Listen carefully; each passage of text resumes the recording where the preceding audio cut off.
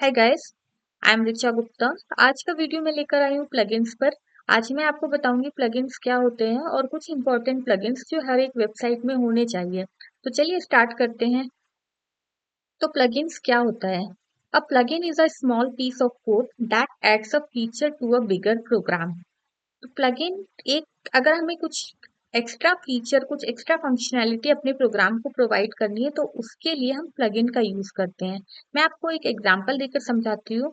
आपका स्मार्टफोन है, उसे आप समझ लीजिए, अज्यूम कीजिए कि वो एक सॉफ्टवेयर है। तो उसमें कुछ आपको फोन में एक्स्ट्रा फंक्शनैलिटी चाहिए तो आप क्या करते हो? आप एप्स इंस्टॉल करते हो। तो एप्स हो गए प्लगइन, कि उसको हमें कुछ एक्स्ट्रा फंक्शनैलिटी देनी है तो मैंने ऐप इंस्टॉल किया। तो इसी तरह से वर्डप्रेस वेबसाइट में अगर मुझे कुछ एक्स्ट्रा फंक्शनैलिटी, चाहे वो एसईओ के लिए देनी हो या कॉन्टैक्ट फॉर्म के लिए देनी हो या डिजाइनिंग के लिए देनी हो या सिक्योरिटी पर्पस के लिए देनी हो, किसी भी पर्पस के लिए अगर मुझे उसमें एक्स्ट्रा फीचर ऐड कराना है तो उसके लिए हम प्लगइन का यूज करते हैं। तो गाइस, प्लगइन इंस्टॉल करने के लिए हम सबसे पहले लॉगिन करेंगे अपने डैशबोर्ड पे। फिर लेफ्ट हैंड साइड पे आपको दिख रहा होगा ये प्लगइन्स। यहाँ पे दो चीजें दिख रही हैं, इंस्टॉल्ड प्लगइन्स, ऐड प्लगइन्स। मैं किसी पे भी क्लिक करके ऐड प्लगइन पे क्लिक करके न्यू प्लगइन्स ऐड करूंगी। अभी देखिए ये लिस्ट ऑफ प्लगइन्स दिख रही है जो मेरे सिस्टम पे, जो मेरे वर्डप्रेस पे ऑलरेडी इंस्टॉल्ड है। यहाँ पे जाके मैं ऐड प्लगइन करूंगी। फिर मुझे जो भी प्लगइन चाहिए वो मैं इसको सर्च करूंगी।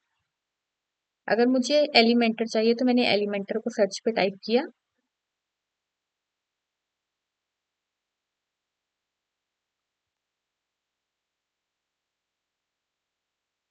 Install now.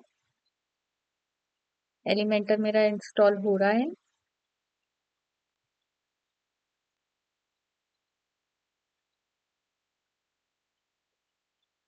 देखिए इसमें और भी प्लगइन्स की लिस्ट दिख रही है, वो सजेस्ट कर रहा है कि कौन कौन से प्लगइन्स हम इंस्टॉल कर सकते हैं।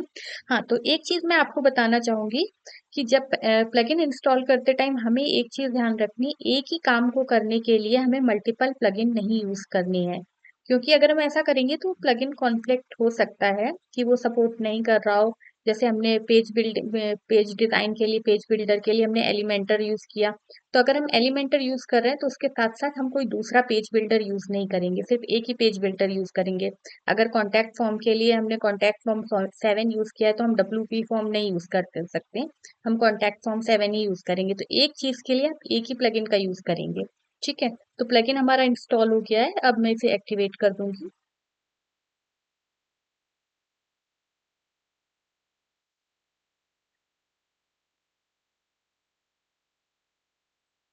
देखिए एलिमेंटर हमारा एक्टिवेट हो गया।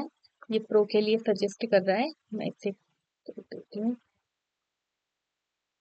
मुझे प्रो नहीं चाहिए, अपग्रेड नहीं करना है। अभी एलिमेंटर हमारा इंस्टॉल हो गया। ये देखिए लेफ्ट हैंड साइड पे मुझे एलिमेंटर दिख रहा है।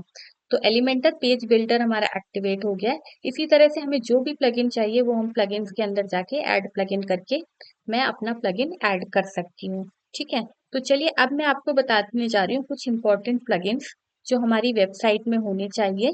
कुछ भी एक्स्ट्रा फंक्शनैलिटी प्रोवाइड करनी हो तो उसके लिए हमें कौन सा प्लगइन जरूरत होगा। ठीक है। तो सबसे पहले हम आएंगे पेज डिजाइन के लिए क्या यूज होता है, एलिमेंटर। एलिमेंटर बेस्ट प्लगइन है पेज डिजाइन के लिए। ठीक है। उसमें बहुत सारे कस्टमाइजेशन ऑप्शन अवेलेबल होते हैं, तो वो आप यूज कर सकते हैं। फॉर्म्स के लिए आप कॉन्टैक्ट फॉर्म 7 यूज कर सकते हैं या डब्ल्यूपी फॉर्म यूज कर सकते हैं। प्लगइन्स तो बहुत सारे अवेलेबल हैं लेकिन मैं आपको बेस्ट प्लगइन्स बता रही हूँ।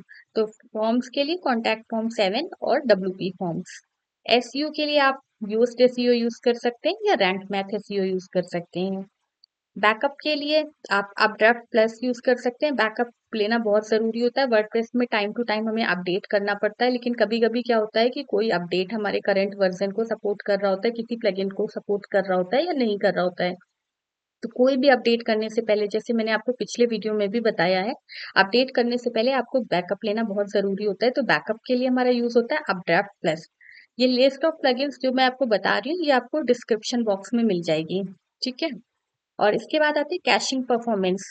परफॉर्मेंस कैशिंग की प्रॉब्लम वेबसाइट में हमेशा होती रहती है, तो टाइमली हमें कैशे अपडेट कैशे क्लियर करनी होती है।